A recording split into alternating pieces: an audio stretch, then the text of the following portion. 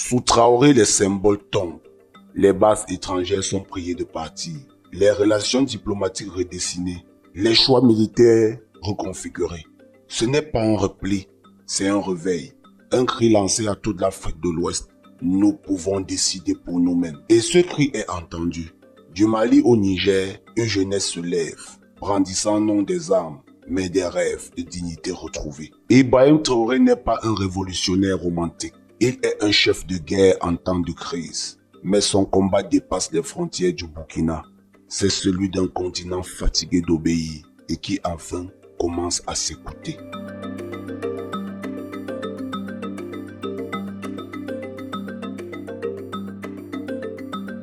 Gouverner, c'est difficile.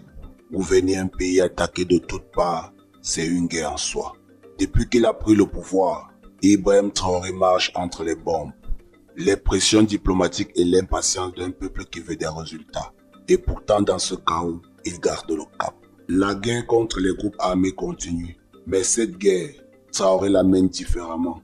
Il veut redonner à l'armée ses moyens, mais surtout sa fierté. Il veut impliquer la population, créer les brigades locales, former les jeunes. Il parle de réarmer les consciences, pas seulement les soldats, car il le sait, aucune victoire ne sera possible sans une nation réconciliée avec elle-même.